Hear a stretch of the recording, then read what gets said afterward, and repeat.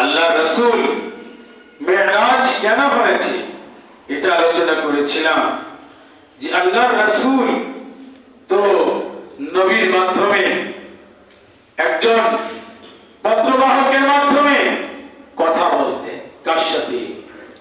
আল্লাহর সাথে কথা বলতেন। চিঠিতে কথা বলতেন, আওয়াজ দিয়ে দিয়ে কথা বলা শোনায় দিতেন। দূর থেকে জিবরিল আমিন আওয়াজ করতেন। প্রথম দূর থেকে আওয়াজ দিয়ে আল্লাহ রাসূলকে পরিচয় করায় দিলেন যে আমি একজন জিবরিল আমিন ফেরেশতা, যাতে আল্লাহ রাসূল ভয় না পান। এক এক সময় এক এক সূরতে আসতেন, এসে জিবরিল আমিন এসে আল্লাহ রাসূলকে কথা বলাই দিতেন আল্লাহর সাথে যে আল্লাহ এটা বলেছে আপনাকে। তো কথা নিয়ে আবার জিবরিল আমিন আল্লাহকে শোনাইতেন আপনার হাবিব এটা বলেছেন। কিন্তু তামান্না এত বেশি কথা বললে যদি যোগাযোগ ছাড়া সরাসরি কথা না বলে মজা পাওয়া যাবে নাকি? একজন প্রেমিকার প্রেমাস্পদ ফোনে কথা বলে। ওদিনকে একজন বললাম আপনার নাম কি? আমার নাম হলো সাগর। কি নাম? রাজার মুখের একজন। আমি বললাম আপনি কিভাবে বিয়ে করলেন বলেন তো দেখি।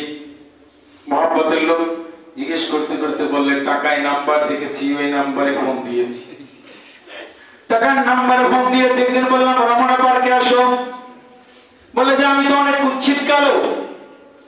বলে কালো হলেও তোমার আওয়াজ আমার কাছে অনেক ভালো, তুমি আসো আমি তোমাকে দেখবো, সরাসরি দেখবো। শুধু ফোনে কথা বলে মজা পাওয়া যায় না। তো ওখানে যে কথা বলে তারপরে কাজী সাহেবের ঘটাই দিয়েছে। বলে এমন যদি একজন প্রেমিক আর প্রেমাস্পদ শুধু ফোনে কথা বলে স্বাদ পাওয়া যায় না, যতক্ষণ পর্যন্ত সরাসরি না দেখেন। মওলাই করিমকে দেখার জন্য আরশ আজিমে সরাসরি কথা বলার জন্য আল্লাহ তাআলা আল্লাহ রাসূলকে মেরাজ করাইছেন। সুবহানাল্লাহ। আল্লাহ রাসূল বলেন রাআইতু রাব্বি আযজা ওয়া জাল, আমি সরাসরি আল্লাহ রাসূল বলেন আমি সরাসরি আমার মাওলাকে দেখেছি। সরাসরি দেখেছেন। ওই দিন যেদিন দেখেছেন মেরাজের রজনীতে একবার দেখেন নাই, 10 বার দেখেছেন। সুবহানাল্লাহ। কয়বার দেখেছেন? 10 বার দেখেছেন। একদিনই 10 বার আল্লাহ রাসূলের মেরাজ আর দিদার হয়েছে। সুবহানাল্লাহ। আল্লাহ রাসূলের মেরাজ হয়েছে একবার নয়, কয়বার হয়েছে? স্বপ্নে তো কত হয়েছে তার হিসাব নাই, রূহানি ভাবে কত আল্লাহকে দেখেছে তার হিসাব নাই। কিন্তু ওই দিন যেদিন মেরাজে ঊর্ধ্বগমন করেন তখন সরাসরি যখন গিয়েছেন, যাওয়ার পরে আল্লাহর রাসূল যখন প্রথম দেখেছেন কাবা কাউসাইনি আও আদনা, তীর ধনুক যেমন করে তীর যখন মারে, আরো একটা অস্ত্র ছিল তীর মারে, যখন তীর মারার সময় মারলে দুই মাথা একেবারে কি হয়ে যায়? কাছে হয়ে যায়। বলে আল্লাহ আর আল্লাহর রাসূল এত কাছে বসে দেখেছেন। সুবহানাল্লাহ। এইভাবে দিদার হওয়ার পরে আল্লাহ রাসূলকে হাদিয়া দিয়েছেন, সালাত হাদিয়া দিয়েছেন 50 ওয়াক্ত। কয় ওয়াক্ত? 50 ওয়াক্ত সালাত দিয়েছেন। সপ্তম আসমানে ইব্রাহিম আলাইহিস সালাতু ওয়াস সালামের সাথে সাক্ষাৎ হয়ে যাওয়ার পরে কই গেছিলেন? কই আল্লাহর সাথে দিদার হলো। কই এখন কোথায় যাচ্ছেন? কই চলে যাচ্ছি। কই মাশাআল্লাহ মারহাবা যান। যাওয়ার পরে এখন ষষ্ঠ আসমানে আসছে মুসা আলাইহিস সালাতু ওয়াস সালামের সাথে দেখা। কার সাথে দেখা? মুসা আলাইহিস সালাতু ওয়াস সালামের সাথে দেখা। মুসা আলাইহিস সালাতু ওয়াস সালাম বলেন আজকে চেহারা এত উজ্জ্বল দেখা যাচ্ছে কেন? সুবহানাল্লাহ। বলে চোখ দিয়ে নূরের মতো আলো বের হচ্ছে। আল্লাহু আকবার। মুসা আলাইহিস সালাতু ওয়াস সালাম দেখে বলেন কোথায় গিয়েছিলেন? বলে আল্লাহর সাথে দিদার করেছি, তার সাথে দেখা হয়েছে। বলে তাই নাকি? যত নবী আছে আল্লাহর সাথে দিদার হয়নি, সরাসরি কি হয়নি? দিদার হয়নি। হযরত মুসা আলাইহিস সালাতু ওয়াস সালাম আল্লাহকে বলেন আল্লাহ আমি দেখতে চাই, শুধু কথা বলি, তোর বাহানে যে শুধু কথা বলি, সাত মেটে না, সরাসরি রহিত আমি তোমাকে দেখতে চাই। বলে আমাকে দেখতে যদি চাও তাহলে আমি নূরের এক ঝলক দিব, এটা যদি সহ্য করতে পারো তাহলে বুঝতে পারবো যে তুমি আমাকে দেখার যোগ্যতা অর্জন করেছো। আল্লাহু আকবার। বলে তাই যদি হয়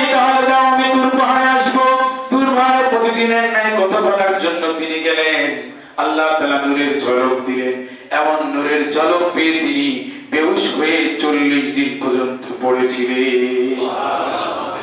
আল্লাহ বললেন, তারানি,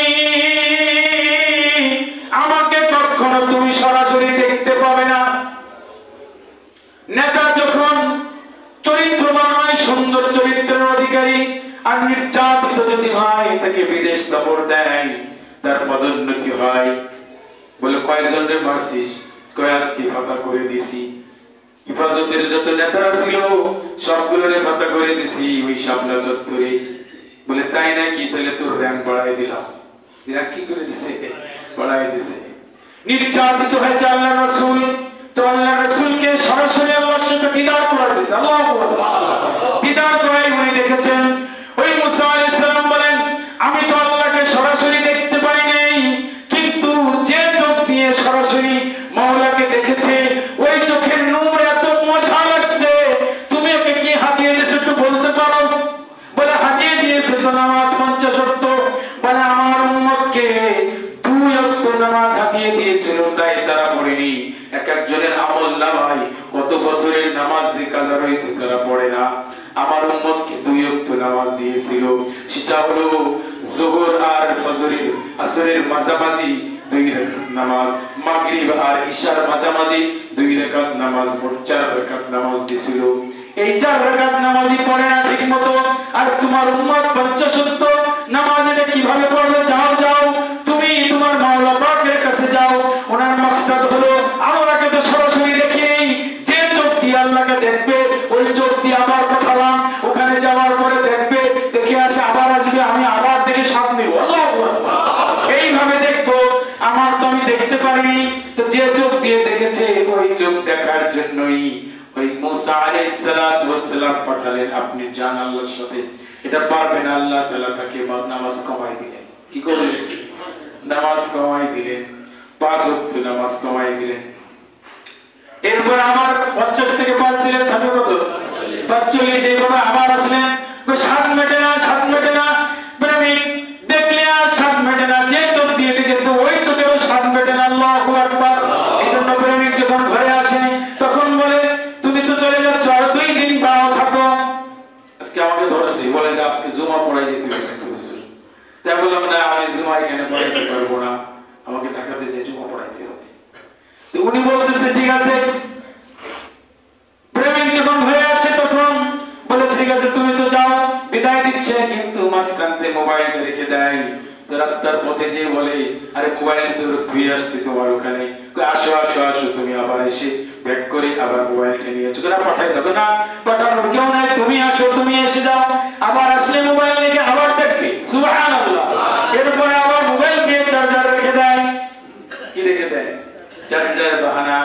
বলে, মুসা আলাইহিস সালাতু ওয়াস সালাম আল্লাহর রাসূলের ওই আল্লাহ তাআলার তাজাল্লি তার চোখের চেহারার ভিতরে যখন আসছে, ওটা দেখার জন্য আবার পাঠাইছে, যাও। এটা তো কমানোর জন্য আবার যাও। তো আবার কি করলেন? আবার 5 ওয়াক্ত নামাজ কমাই দিলেন, আবার আসলেন। এইভাবে 9 বার গেলেন। 5 9 45, থাকে কত? 5। আর প্রথমবার একবার দেখেছে, তো কয়বার দেখলেন? একবারই। একদিনই কয়বার দেখলেন? এক রজনীতে কতবার দেখলেন? 10 বার দেখেছে। আল্লাহু আকবার। এজন্য হাদিস পড়েছি ভূমিকায়, রাআইতু রাব্বি আযজা ওয়া জাল, আমি আমার প্রভুকে দেখেছি। তো আল্লাহর রাসূল মেরাজ কেন হয়েছে এটা বললাম। আল্লাহর রাসূলের মেরাজ কিভাবে হয়েছে? আল্লাহ রাসূলের মেরাজ কিভাবে হয়েছে? আল্লাহ রাসূল তায়েফ থেকে আসার পরে নির্যাতিত হয়ে স্ত্রীকে হারিয়েছে, চাচাকে হারিয়েছেন, আর তায়েফের নির্যাতিত হওয়ার পরে উনি চলে আসছেন। আসার পরে হাতিমে কাবার, কাবার উত্তর পাশে হলো রয়েছে তোমার উম্মে হানির ঘর। উম্মে হানির ঘরে এখানে এসে শুয়েছেন। আর এক বর্ণনা আসছে হাতিমে কাবার হুজরায় শুয়েছেন। শুয়ে থাকার পরে আফসোস করতেছেন আর বলতেছেন, আজকে এই বেদনার সময় যদি আমার কোনো প্রিয়জন থাকতো তারা আমাকে সান্ত্বনা দিত, আমার যদি কোনো স্বজন থাকতো তারা আমাকে সমবেদনা জ্ঞাপন করত, যদি আমার কোনো আত্মীয় স্বজন এরকম থাকতো, আমাকে তারা সান্ত্বনা দিত, কিন্তু কেউ তো নেই। আল্লাহ তাআলা জিবরিল আমিনকে দুইটা বর্ণনা পাওয়া যায়, 50,000 আর এক বর্ণনা আসছে 70,000 বাহিনী, বিশাল এক ফেরেশতার বাহিনী কাফেলা দিয়ে জিবরিল আমিনকে দিয়ে বুরাকের সওয়ার হয়েছেন হযরতে জিবরিল আমিন, আর পিছনে হেল্পার হয়েছে হযরতে আপনার মিকাইল। কে? মিকাইল। দুইজন আসছেন, হেল্পার আর কি ড্রাইভার, দুইজন আসছেন। এসে বাকিরা সবাই ধরে হেল্পার আর ড্রাইভার দুইজন মিশে ঘরে আল্লাহ রাসূল উম্মে হানির রুদের ঘরের মধ্যে রয়েছেন।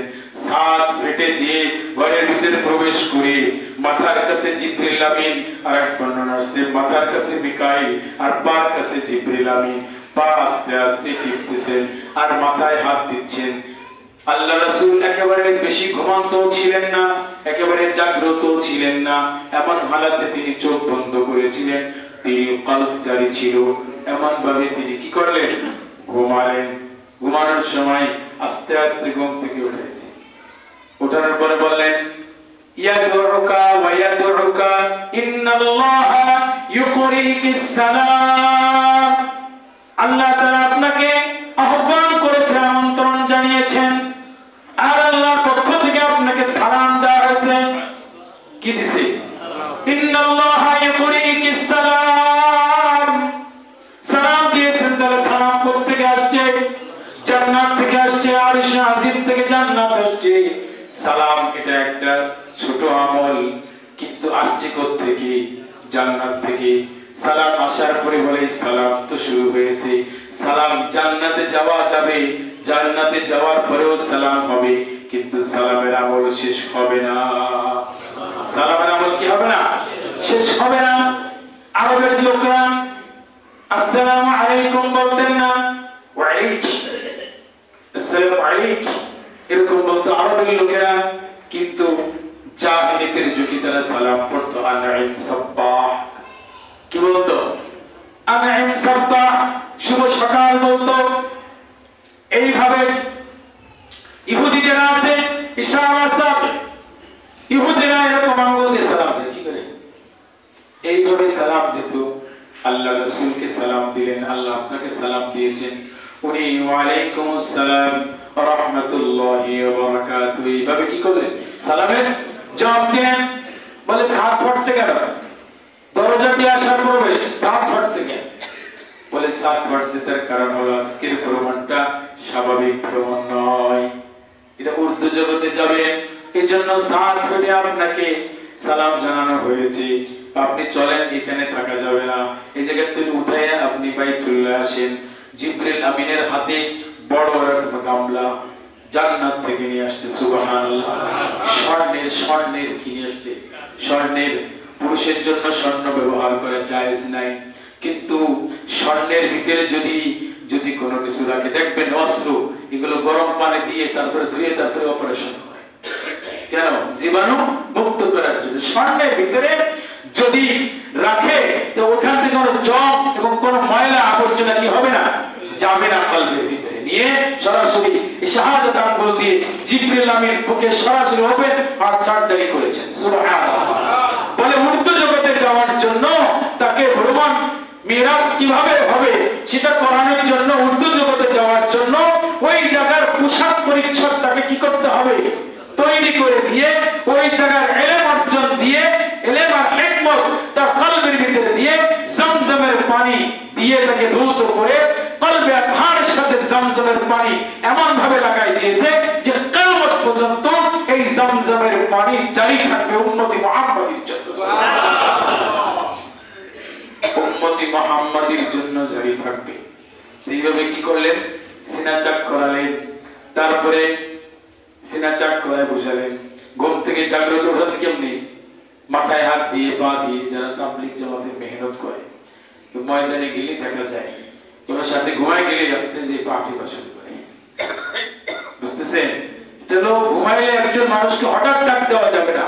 হঠাৎ ডাক দিলে কি হবে?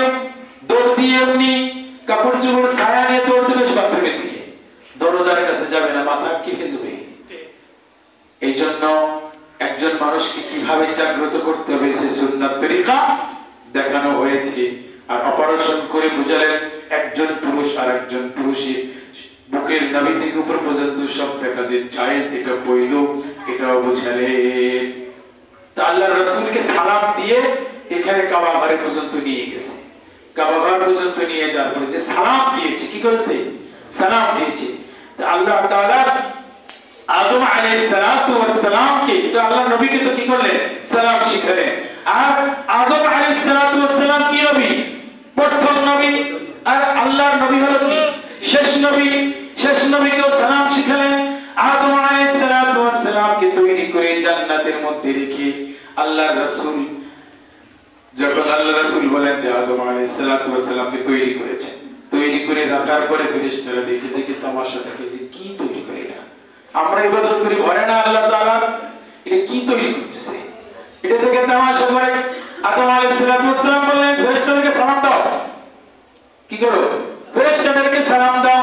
তখন ফেরেশতাদেরকে সালাম দিলেন, ওই সালাম দিয়েছো বলে আবার উত্তর দাও, শিখাই দিচ্ছেন। সালাম দিচ্ছেন আবার কি করতেছেন?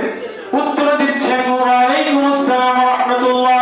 সালাম দেওয়ার পরে এরপর বললেন আল্লাহ রাসূল, আল্লাহ তাআলা বুঝাই দিলেন হাদা তাহিয়াতুকুম বাইনাকা ওয়া বাইনা আওলাদিক, তোমার এবং তোমার সন্তান উম্মতি মুহাম্মাদি, সন্তান যারা হবে, আওলাদ হবে, যত সন্তান পৃথিবীতে আসবে তাদের সালাম কি হবে এটা শিখাই দিলেন। সুবহানাল্লাহ। সালাম শিখাই দেওয়ার পরে আল্লাহ তাআলা তাকে বললেন ঠিক আছে জান্নাতে থাকো। জান্নাতে কি করো? জান্নাতের ভিতরে থাকো, জান্নাতে সালাম চলতে থাকবে, কিয়ামত পর্যন্ত সালাম থাকবে। এই যে একজন আরেকজনকে সালাম হলো আল্লাহ তাআলার একটা সিফাতি নাম, আল মালিকুল কুদ্দুসুস সালাম। এই সালাম হলো কার নাম? আল্লাহ তাআলার নাম। এই সালাম জারি থাকবে, জারি থাকবে। বলে দুনিয়ায় সালাম দিয়েছো, আল্লাহর নাম একটা নাম শুধু জপেছো, কিন্তু আল্লাহকে কি করো নেই? দেখো নেই, আল্লাহকে দেখো নেই। তো আল্লাহকে দেখার জন্য আল্লাহ তাআলা জান্নাতের মধ্যে আসবেন। এসে তিনি বলবেন সালামুন কাওলাম মির রাব্বির রহিম, আল্লাহর পক্ষ থেকে জান্নাতবাসীদের জন্য সালাম। আল্লাহ তাআলা এসে বলবেন ইয়া আহলাল জান্নাতি ইকুলিকুস সালাম, জান্নাতবাসী যারা আছে তাদের জন্য সালাম। সুবহানাল্লাহ। জান্নাতবাসীকে সালাম দিবেন আর আল্লাহ তাআলার দিদার নসিব হয়ে যাবে। সুবহানাল্লাহ। এইজন্য উম্মতি মুহাম্মাদি যে আল্লাহর রাসূলকে বললেন আমি তো দিদার হয়েছি আপনার, কিন্তু আমি ততক্ষণ পর্যন্ত সন্তুষ্ট হব না যতক্ষণ পর্যন্ত আমার উম্মতের মেরাজ না হবে। বলে তোমার উম্মতের মেরাজ হবে, নামাজ দিয়ে দিলাম। নামাজে যদি দাঁড়াই আল মি'রাজ ওয়াস সালাতু মি'রাজুল মুমিনিন। সুবহানাল্লাহ। বলে মুমিন বান্দা যখন নামাজে দাঁড়াবে আল্লাহর দিদার হয়ে যাবে। সুবহানাল্লাহ। এজন্য 5 ওয়াক্ত নামাজ দিয়েছেন। কয় ওয়াক্ত নামাজ? সবাই 5 ওয়াক্ত নামাজ পড়বেন তো ইনশাআল্লাহ। আল্লাহ তাআলা সবাইকে 5 ওয়াক্ত নামাজ পড়াতে